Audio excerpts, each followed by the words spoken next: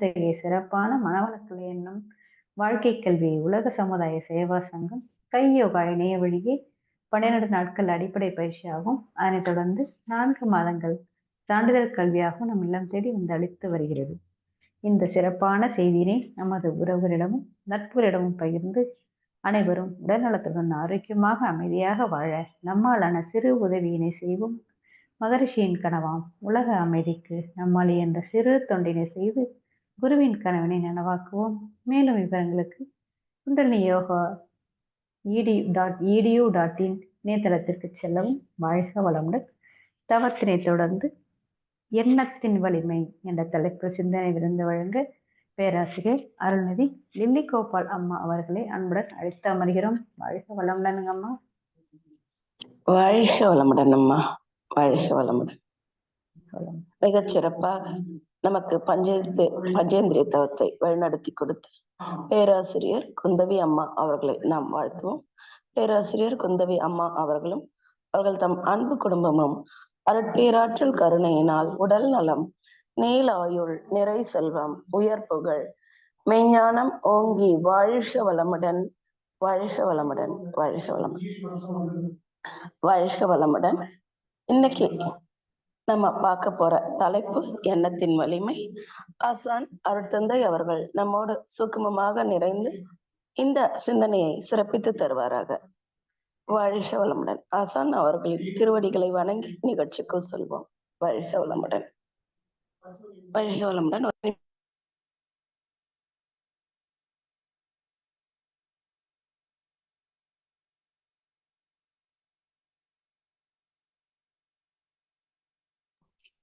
வாழ்க வளமுடன். வாழ்க வளமுடன். கொஞ்சம் சவுண்டுக்காக இது பண்ணுமா, வாழ்க வளம் மன்னிக்கணும்.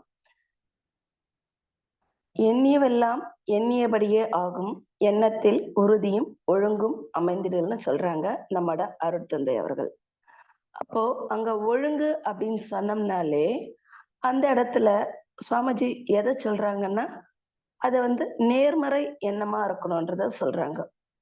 அப்போ நம்முடைய எண்ணங்கள் 2 வகையில இருக்குது. நம்ம எல்லாருக்குமே தெரியும், நல்லதையே நினைத்து நல்லதையே சிந்திக்கக்கூடிய, எதையுமே ஒரு முடியும் தன்னம்பிக்கையை வளர்க்கக்கூடிய எண்ணங்கள், செயல்கள், மற்றவர்களை பார்த்து நம்ம பண்ணக்கூடிய விஷயங்கள் எல்லாமே அது நேர்மறையா இருக்கும்.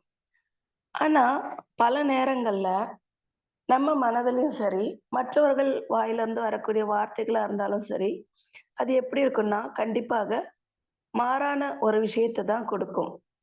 ஏதோ ஒரு விஷயத்த ஒருத்தர் செய்ய ஆரம்பிக்கிறாங்க அப்படின்னும் போது என்ன சொல்வாங்க, ஒருத்தர் அந்த ஒரு படிப்பே கூட எடுத்துக்கோமே, அனுபவபூர்வமா பார்க்க போனோம்னா நம்மோட மதிப்பிற்கு மரியாதைக்கும் உரிய பழைய தலைமை செயலாளர் இருக்காருங்களா, இதுக்கு முன்ன ரிட்டையர் ஆனவர் மதிப்பிற்கு இறையன்பு ஐயா அவர்கள். அவங்க ஐஏஎஸ் மாணவர்களுக்கு வகுப்பு எடுக்கும்போது சொல்லுவாங்க, நீங்க ஐஏஎஸ் எக்ஸாம் எழுதணும் அப்படின்னு முடிவு பண்ணிட்டீங்கன்னா அந்த விஷயத்த யார்கிட்டயும் சொல்ல வேண்டாம் அப்படின்னு சொல்லியிருக்காரு ஒரு இடத்துல. அவரோட அனுபவத்தை பதிவு பண்ணியிருக்காரு. ஏன்னா எடுத்த உடனே என்ன பண்ணுவாங்க, 2 விஷயம் நடக்கும். ஒரு சிலர் மட்டும்தான் ஓகே உன்னால முடியும் நீ பண்ணுவாங்க. மற்றவங்களால முடியாம அந்த விஷயத்த முயற்சி பண்ணி விட்டுட்டு இருப்பாங்க. அவங்க என்ன பண்ணுவாங்க, இவங்களை ஒரு கேலியா கிண்டலா, நீ எல்லாம் ஐஏஎஸ் படிக்க போறியா, உனக்கெல்லாம் அது தேவையா அப்படின்ற மாதிரிதான் ஆரம்பத்துல கேட்பாங்க, சொல்லுவாங்களாம். சோ இதுதான் நமக்கு அப்போ ஒரு விஷயத்தை நம்ம முடிவு பண்ணிட்டோம் அப்படின்னா என்ன, அதற்கு நம்ம எண்ணத்தை வலிமை சேர்க்கிற அளவுக்கு அதற்கு நம்மோட எண்ணத்தின் ஆற்றலுக்கும் நம்ம மன ஆற்றலையும் அதிகரிக்கக்கூடிய அளவுல என்ன மாதிரியான விஷயங்கள் நமக்கு தேவையோ, என்ன மாதிரியான வார்த்தைகள் தேவையோ, அந்த மாதிரியான மனிதர்கள் கிட்ட மட்டும்தான் நாம பகிர்ந்துக்கணும். பகிர்ந்துக்கிறது கடைசியா தான் இருக்கணும். பட் நம்ம பழகிறது அந்த மாதிரி இருக்கணும். அப்படி இருந்தாதான் அந்த எண்ணத்துக்கு அவ்வளவு ஒரு வலிமை சேர்ந்து நாம என்ன நினைக்கிறோமோ அந்த எண்ணம் செயலுக்கு வரும்பொழுது அது நல்ல விளைவாக இருக்கும்.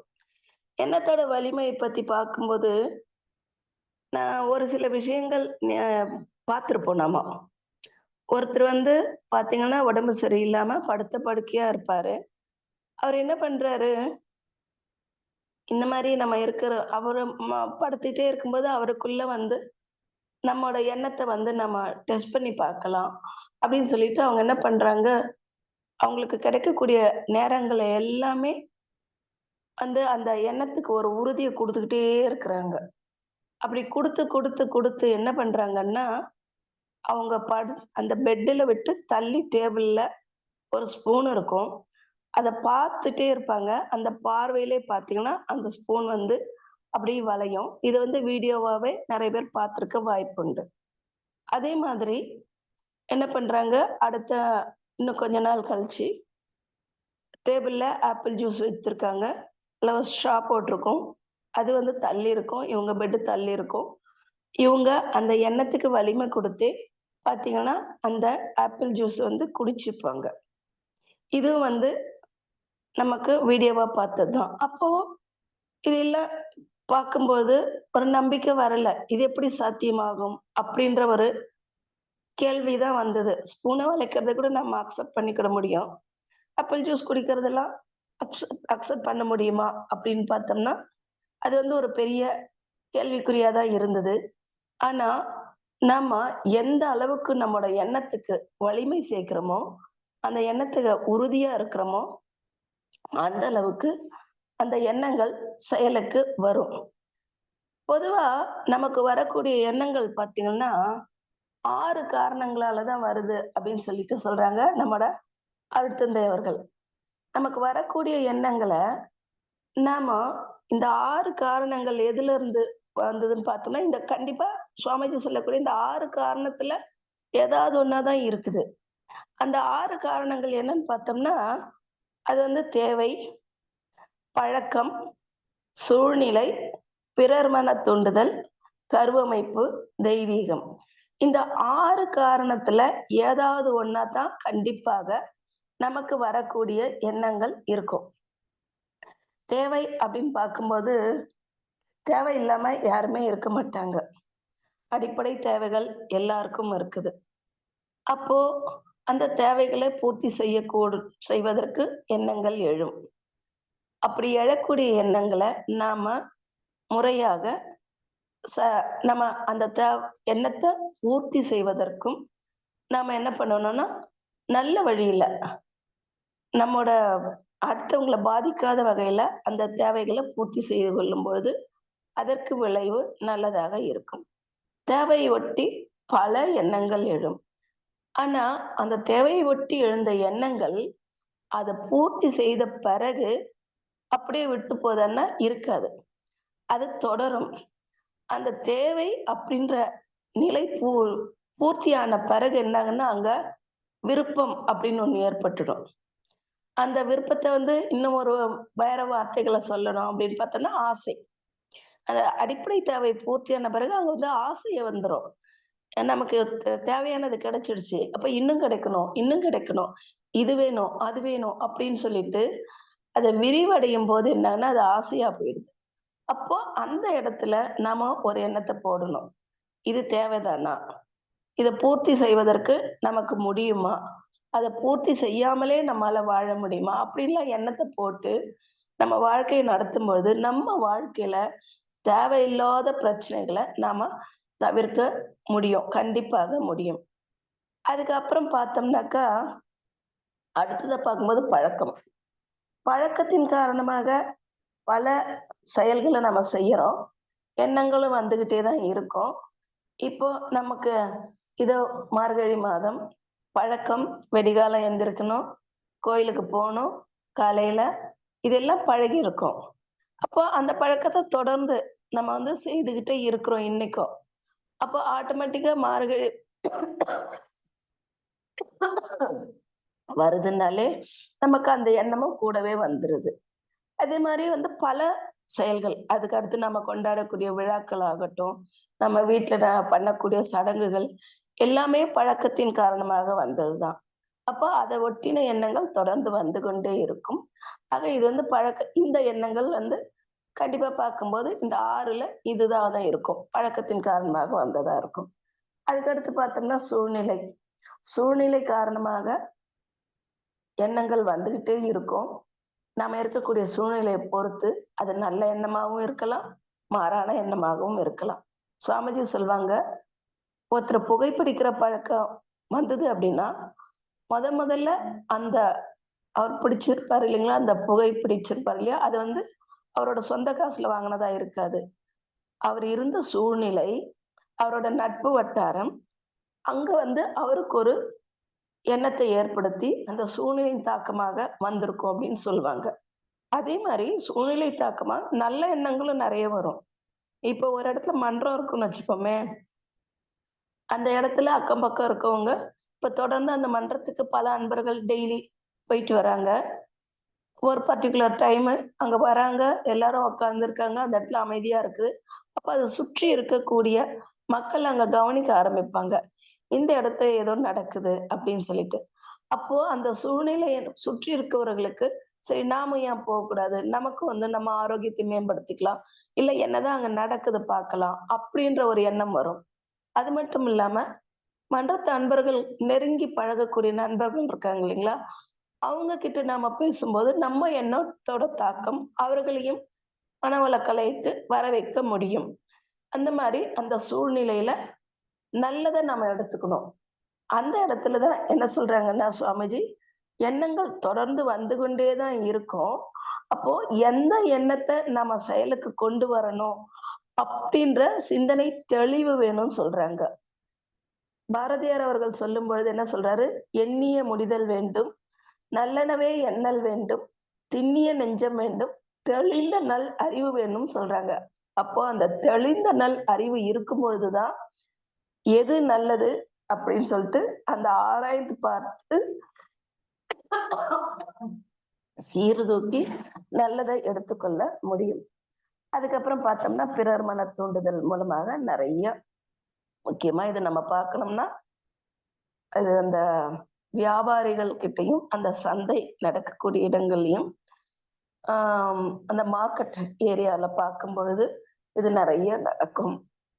இப்ப வீட்டுக்கே வந்து நெறைய பேர் எல்லாமே வாசலுக்கு வருது. காய்கறிலருந்து, பழங்கள்லருந்து, ட்ரெஸ்லருந்து எல்லாமே. அப்போ ஒரு சிலர் என்ன பண்ணுவாங்க, அ வேண்டான்னு சொன்னாலும் போக மாட்டாங்க. "நீங்க சும்மா பாருங்க. நீங்க வாங்கணும்னு அவசியம் இல்ல. பார்த்தா போதும்." அப்படின்னு சொல்லுவாங்க. அதுலயும் முக்கியமா பார்த்தீங்கன்னா, இந்த ஆடைகள், சாரி வாங்குறது. அது பெண்களுக்கு முக்கியமா அதுல ஒரு தனி ஆர்வம். எவ்வளோ இருந்தாலும் அதுல ஒரு நிறைவு ஏற்படுதான்னா, அது கொஞ்சம் கம்மியா தான் இருக்குது. சரி சும்மா தான் பார்ப்போமே! அப்படின்னு நினச்சுக்கிட்டு பார்ப்போம். அவரு என்ன ஒரு எண்ணத்த போடுவாரு, இந்த அம்மா ஒண்ணாவது வாங்கிறணும் அப்படின்னு சொல்லிட்டு ஒரு ஸ்ட்ராங்கா ஒரு எண்ணத்த போடுவாரு. நம்ம வேணாம், வேணாம் சொல்லுவோம். அவரு நீங்க சும்மா பாருங்க, சும்மா பாருங்க.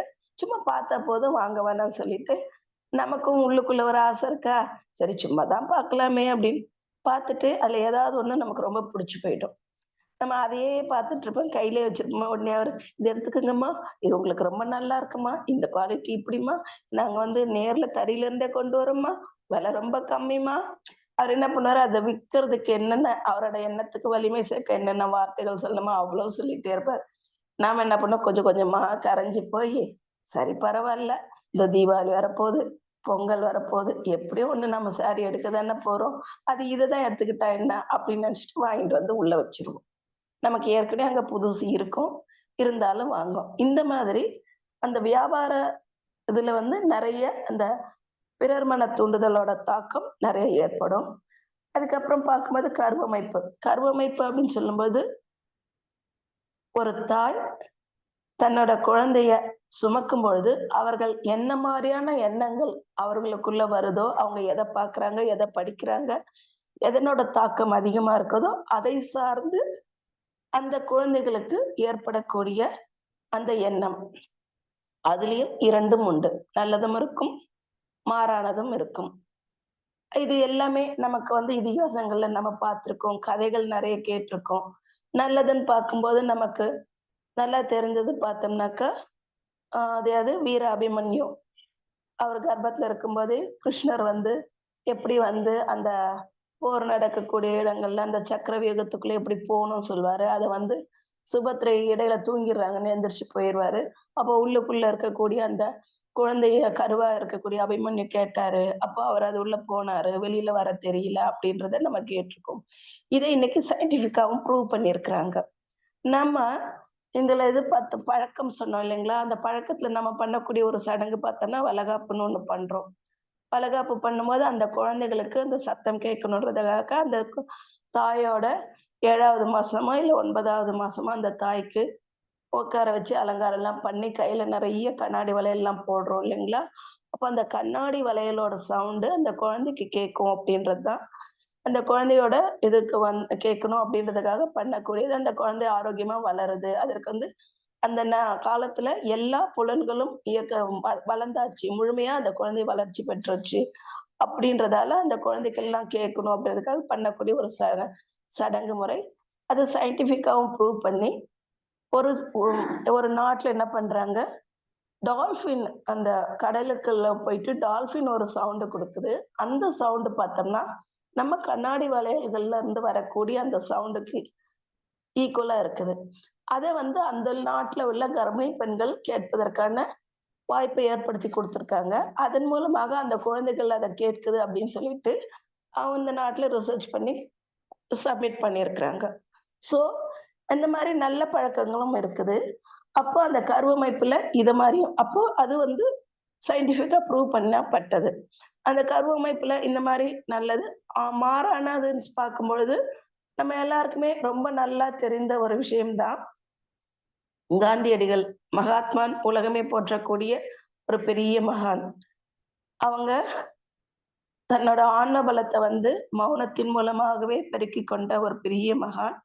எந்த ஒரு ஆயுதமும் இல்லாமலே அவங்க வந்து தன்னோட ஆன்ம பலத்தின் மூலமாகவே ஆங்கிலேயர்களை எதிர்த்து போராடினாங்க. அப்படிப்பட்ட ஒரு மகான். அவரோட பையன பார்க்கும்பொழுது, அவர் இருக்கும்பொழுதே அவங்க கிட்ட இல்லாத கெட்ட பழக்கமே கிடையாதுன்னு சொல்லலாம். ஒரு முறை அவங்கள அரெஸ்ட் பண்ணியிருக்காங்க. மகாத்மா காந்தி கிட்ட போயிட்டு கேட்குறாங்க, "என்ன நீங்க இவ்ளோ பெரிய மகானா இருக்கீங்க.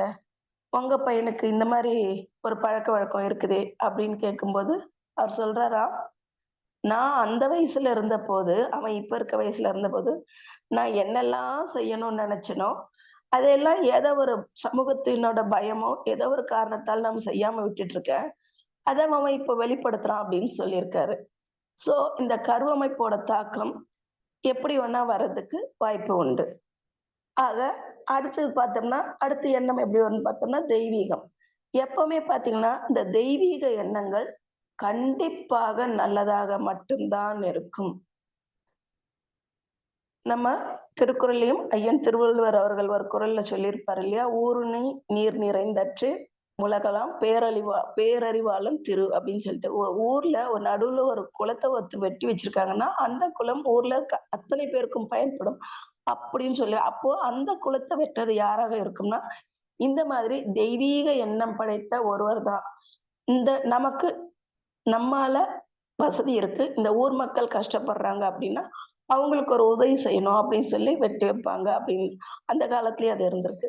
இப்பவும் பார்த்தீங்கன்னா, அந்த தெய்வீக எண்ணம் அப்படின்றது, இப்போ ஒரு புதுசா ஒரு ஏரியா ஃபார்ம் ஆகுது அப்படின்னா, அந்த இடத்துல நல்ல ஒரு பள்ளிக்கூடம் இருப்பதற்கு வாய்ப்பு கம்மியா இருக்கும். இப்பதான் கேட்டட் கம்யூனிட்டின்னு சொல்லிட்டு எல்லாமே சேர்ந்து வருது. ஆனா, ஒரு 15, 20 வருஷத்துக்கு முன்னாடி எல்லாம் பார்க்கும்போது அப்படியெல்லாம் கிடையாது. அப்ப என்ன ஆகும்? அந்த ஏரியால இருக்கக்கூடிய மக்கள் எல்லாம் என்ன நினைப்பாங்க? நம்ம குழந்தைங்க அவ்ளோ தூரம் வேண்டியதா இருக்கே! ஒரு பள்ளிக்கூடம் போறதுக்கு. நம்ம ஏரியாலயே ஒரு நல்ல பள்ளிக்கூடம் வந்தா நல்லா இருக்குமேன்னு நினைப்பாங்க. அந்த எல்லாரோட எண்ண தாக்கம், ஏதாவது ஒரு மனிதர அவங்களோட கருவமைப்பு நல்லதா இருக்கும்பொழுது, அவங்களுக்கு ஒரு தெய்வீக எண்ணமா அவங்கள தூண்டி, அது என்ன பண்ணும்? அந்த ஏரியால அவரு ஒரு நல்ல பள்ளிக்கூடத்த உருவாக்குவதற்கான வாய்ப்பு குடுக்கும். இது வந்து உதாரணத்துக்கு நான் பள்ளிக்கூடம் சொன்னேன். இந்த மாரி அந்த பொதுமக்களுக்கு பயன்படக்கூடிய வகையில ஒருத்தர் ஒரு விஷயத்த செய்றாருன்னா, அவர்களோட முன்னோர்களுக்கும் அந்த எண்ணம் இருந்திருக்கும். அந்த தெய்வீக எண்ணம் எப்பவுமே நல்லதாக மட்டும் தான் இருக்கும். அது நன்மை பயக்கக்கூடியதாக மட்டும் தான் இருக்கும். ஆக இந்த மாதிரி தான் வந்து அந்த எண்ணம் அப்படின்றது நமக்கு வரக்கூடிய எண்ணத்த நம்ம பிரிச்சோம்னா, இந்த 6க்குள்ள தான் இருக்கும். அப்ப எது எண்ணமா இருக்குதுன்னு பார்த்தோம்னா, நம்மோட மன இயக்கத்த தான் நம்ம வந்து எண்ணம்னு சொல்றோம். ஆன்மாவோட இன்ப துன்ப உணர்வுகள கணக்கிடும் செயல் தான் இந்த எண்ணமா இருக்குது. அப்போ எண்ணம்ன்றது ஆன்மாவோட செயல்னு சொன்னோம்னா, ஆன்மாவோட மூலம் எது? அது எதுன்னு பார்த்தோம்னா, அது பூரணம், மெய்ப்பொருள், தெய்வம். அப்படின்னா, அந்த மெய்ப்பொருளாகிய தெய்வத்தின் பகுதி இயக்க நிலை தான் இந்த ஆன்மான்னு சொல்றோம். அப்போ ஒரு ஆன்மா என்னதுன்னா, எதுவா இருக்கோ அந்த தெய்வம் தான் அது என்னது அப்படின்ற மாரி தான் வருது. அப்போ தெய்வம்ன்ற பேராதார பெருவெளி பொருள் தான் என்னது. இந்த ஆன்மா இருக்கு இல்லைங்களா? இந்த ஆன்மாவுக்கு ஒரு சின்ன புள்ளி வடிவத்துல சிறிதாவும், அதை விட நுணுகி, குறுகி நிக்கவும் முடியும். இந்த பேரியக்க மண்டலம் வரையில விரிந்தும் நிக்கவும் முடியும். இப்போ நம்ம ஒரு தவத்துக்கு வரோம் அப்படின்னு சொன்னா, நமக்கு அக்னிய கவனிங்க அப்படின்னும்போது, அக்னியில நம்மால ஒரு புள்ளி அளவுல ஒடுங்கியும் நிக்க முடியும். இதுல நெறைய அன்பர்கள் தவம் முடிச்சவங்க, துரியாதீத தவம்லாம் எடுத்தவங்க இருந்தீங்கன்னா, அவங்களுக்கு நல்லா தெரியும். நம்ம பேரியக்க மண்டலம் அப்படின்னும்போது, அப்ப நம்ம எண்ணம் எந்த அளவுக்கு விரியுது பார்த்தீங்களா? அப்ப அந்த எண்ணத்துக்கு சுருங்கவும் முடியுது, விரியவும் முடியுது. அதத்தான் சுவாமிஜி எப்படி சொல்றாங்கன்னா, "எண்ணமே இயற்கையதன் சிகரமாகும். இயற்கையே எண்ணத்தில் அடங்கிப் போகும். எண்ணத்தின் நிலை காட்ட முடிவதில்லை. இல்லை என்று சொல்லவும் யாரும் இல்லைன்னு" சொல்றாங்க. ஆக இந்த எண்ணத்த நம்மால பார்க்க முடியாது. ஆனா எண்ணம் இல்லாம இருக்கவும் முடியாது.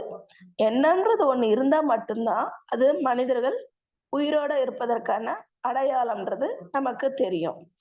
அப்போ இந்த எண்ணம் அப்படின்னு சொல்றது எதுவா இருக்குதுன்னா, நம்மோட ஜீவகாந்த அலையா தான் இருக்குது. இது எப்படி வெளிப்படும் அப்படின்னா, நம்மோட கர்மயம், மூளை, புலன்கள் இவையெல்லாம் இணைந்து செயல்படும். அதுதான் என்ன ஆகுது? மனமாக வெளிப்படுது. அப்போ இந்த மாரி வரக்கூடிய எண்ணங்கள் பலது தேவையற்ற எண்ணங்களும் சமயத்துல எழும். அப்ப நம்ம என்ன பண்ணணும் அப்படின்னா, அந்த தேவையற்ற எண்ணங்கள் வரும்பொழுது, நாம ரொம்ப விழிப்பு நிலையில இருந்து உடனே அதற்கு மாறாக வேற ஒரு எண்ணத்த தான் போடணும். அதான் சுவாமிஜி சொல்லுவாங்க, "எண்ணத்தை எண்ணத்தால் எண்ணி எண்ணி எண்ணத்தின் இருப்பிடமும் இயல்பும் கண்டு எண்ணத்தின் எண்ண எண்ணத்தை எண்ணத்தால் சீர் செய்யணும்" அப்படின்னு சொல்லுவாங்க. அப்போ அந்த ஒரு எண்ணம் வருது அப்படின்னா, அந்த எண்ணம் ஏன் வந்தது? அது இயல்பு என்ன? நல்ல எண்ணமா? கெட்ட எண்ணமா? அப்ப அதுல விழிப்பு நிலையோட இருந்து அது தேவையில்லாத எண்ணம்னா, உடனே ஒரு மாறாக நல்ல எண்ணத்த போட்டு, அந்த எண்ணத்துக்கு நம்ம மாறான எண்ணத்த தவிர்க்கணும். ஏன்னா, எப்பவுமே மாறான எண்ணங்கள், தேவையற்ற எண்ணங்கள், எதிர்மறை எண்ணம் வந்ததுன்னா, அது என்ன பண்ணும்னா, உடல்ல தேவையில்லாத ரசாயனத்த உற்பத்தி பண்ணும். அது நம்ம உடல கெடுக்கும். அப்போ தேவையில்லாத ரசாயன தன்மை என்ன பண்ணும்? உடலோட ஜீவகாந்தத்தையே விரயம் செய்யும். உடலோட உடல விஷத்தன்மையாவே மாற்றிவிடும். அது என்ன பண்ணும்? நம்ம உடல்ல விந்து சக்திய பாதிக்க செய்யும். அதனால எப்ப கெட்ட எண்ணங்கள் வந்தாலுமே, உடனே நாம ஒரு விழிப்பு நிலையில இருந்து அதற்கு மாறாக நல்ல எண்ணத்த போடணும். கெட்ட எண்ணங்கள வெளியில கொண்டு வரும்போது விந்து சக்தியும் வெளியேறிடும். அப்ப என்ன ஆகும்னா, உடல்ல உள்ள ஜீவகாந்த சக்தியும் வெளியேறி, நமக்கு மரணம் சம்பவிக்கிறதுக்கு விரைவில வாய்ப்பாயிரும். அதனால எண்ணத்துல எப்பவுமே விழிப்பு நிலையில இருக்கணும். அப்போ எல்லா நேரமும் எண்ணம் எப்படி இருக்குதுன்ற சிந்தனை ஆற்றல நம்ம கொடுத்துக்கிட்டே இருக்கணும். நல்ல எண்ணங்கள விரும்பி நாமே தான் உருவாக்கணும். அதிலே நீடித்தும் இருக்கணும். அப்பதான் நேர்மறை எண்ணத்தோட திணிவ நம்மால அதிகப்படுத்த முடியும். இதையெல்லாம் செயல்படுத்துவதற்கு நமக்கு கடுமையான மன பயிற்சி, உறுதியும் தேவைப்படுது. இது ஆரம்பத்துல தான் கொஞ்சம் சிரமமா இருக்கும். ஆனா போக போக அது ஒரு பெரிய கஷ்டமான விஷயமா இருக்காது. நம்மிட இருந்து வெளிப்படக்கூடிய வார்த்தைகள் ஆகட்டும், செயல்கள் எதுவா இருந்தாலும் அது நேர்மறையா இருக்கிறதாவும், நேர்மறையா கேட்பதாவும் தான் இருக்கணும். நம்ம எல்லாருமே இப்ப முதல்ல சொன்னேன் இல்லைங்களா? பழக்கத்தின் காரணமா கோயிலுக்கு போவோம்ன்னு. கோயில்ல போய் கூட என்ன பண்ணுவாங்க? வேண்டும்போது நெறைய பேர் பார்த்தீங்கன்னா, சாமி கிட்ட வேண்டுதல் வைக்கிறேன்னு, நான் நோய் நொடி இல்லாம இருக்கணும் அப்படின்னு சொல்லுவாங்க. அதையே அங்க ஒரு எதிர்மறை வார்த்தைய தான் முதல்ல கொண்டு வராங்க. அதையே நேர்மறை வார்த்தையா, எனக்கு நான் நல்லா ஆரோக்கியமா இருக்கணும் அப்படின்னு சொல்லும் பொழுது, அதற்கான அந்த அந்த வார்த்தைகள், அந்த எண்ணத்துக்கான அந்த எண்ணத்துக்கான விளைவு வந்து நல்லதா இருக்கும். அந்த மாரி தான் ஒவ்வொரு விஷயத்தையும் நான் வந்து பார்த்து, பார்த்து இது நேர்மறை எண்ணமா இருக்குதா? எதிர்மறை எண்ணமா இருக்குதா? நம்ம நேர்மறை எண்ணமா இருப்பதற்கு என்ன பண்ணணும்? அப்படி இல்ல எனக்கு வந்து இதெல்லாம் பெருசா வந்து தெரியல அப்படிங்கும்போது, நமக்கு டைம் கிடைக்கும்போது அமைதியா வாழ்த்திக்கிட்டே இருக்கலாம். நம்ம சுற்றத்த, நம்மள நாமே வாழ்த்திக்கிறது, சங்கல்பம் சொல்றது, வாழ்த்திக்கிட்டு அந்த மாரி பழக்கத்த கொண்டு வந்தாலே, அதுவே என்னாகும் நாளாக நாளாக நம்மகிட்ட நேர்மறை எண்ணத்தை அதிகப்படுத்துவதற்கு வாய்ப்பு அதிகமா இருக்கும். ஆக இந்த மாரி பார்க்கும்போது, இந்த எண்ணத்தோட வலிமை அப்படின்றது ரொம்ப நெறைய இருக்குது. நேரம் கருதி நானு இதோட நிறைவு செய்து கொள்கிறேன். வாய்ப்பளித்த அனைத்து நல்லுள்ளங்களுக்கும் மனமார்ந்த நன்றிகளும், வாழ்க வளமுடன் வாழ்த்துக்களையும் தெரிவித்துக் கொள்கிறேன். நன்றி. வாழ்க வளமுடன், வாழ்க வளமுடன், வாழ்க வளமுடன். வாழ்க வளமுடனுக்குமா. மிகவும் அருமையானதொரு எண்ணத்தின் வலிமை பற்றிய விளக்கம், நல்ல சிறந்த உதாரணங்கள். ஐஏஎஸ் ஆவது எப்படி? எண்ணத்தின் வலிமை என்றால் எந்த ஒரு முயற்சியும் நமக்கு நல்ல ஒரு பலனை தரும். சுவாமிஜி சொன்ன மாதிரி நம்முடைய பழக்கத்தினால் வர எண்ணம் அது பதிஞ்சு பதிஞ்சு அது எண்ணம் நல்ல எண்ணமாக இருந்தாலும் சரி, தீய எண்ணமாக இருந்தாலும் அதுக்கேற்ற பலனை நமக்கு கொடுக்கும். நல்ல ஒரு உதாரணம் நம்முடைய மகாத்மா அவர்களின் எண்ணத்தின் வலிமை, மௌனத்தின் மேன்மை, அதன் மூலம் நமக்கு கிடைத்த வெற்றி எல்லாத்தையும் நல்ல ஒரு உதாரணம், நல்ல ஒரு எடுத்துக்காட்டமா. வாழ்க வளமுடன். இன்றைக்கு மிகச்சிறந்த முறையில் நமக்கு சிந்தனை விளக்கம் அளித்த பேராசிரியர் அருள்நிதி லில்லிகோபா அம்மா அவர்களை வாழ்த்துவோம். பேராசிரியர் அருள்நிதி லில்லிகோபா அம்மா அவர்களும் அவர்தம் அன்பு குடும்பமும் அருள் பேராற்றல் கண்மையினால் உடல்நலம், நீளாயுள், நிறை செல்வம், இயல்புகள், மெய்ஞானம் ஓங்கி வாழ்க வளமுடன். நன்றிகளம்மா. வாழ்க வளமுடன் அம்மா. மிக்க நன்றிகள் அம்மா. சாட் பாக்ஸில் நெறைய பேர் போட்டிருக்காங்க. அனைவருக்கும் நன்றிகளும். வாழ்க வளமுடன். வாழ்த்துக்களும். வாழ்க வளமுடன். வாழ்க வளமுடன் அம்மா. ஸ்கை ஆன்லைன் மெடிடேஷன் தினசரி நிகழ்வுகள் பற்றிய அறிவிப்புகள். காலை 5 மணிக்கு மகரிஷியின் பாடல்கள், காலை 5:30க்கு தவம், தொடர்ந்து வீடியோ ஆடியோவில் உடற்பயிற்சி வகுப்பு இடம்பெறும். அதை பார்த்துக்கொண்டே நாம் செய்யலாம். மாலை 6 மணிக்கு மகரிஷியின் பாடல்கள், மாலை 6:25க்கு மாலை காயகல்பம், மாலை 6:30க்கு தவம், மாலை 7 மணிக்கு சிந்தனை, மாலை 7:30க்கு உலக நல வாழ்த்துடன் நிறைவு.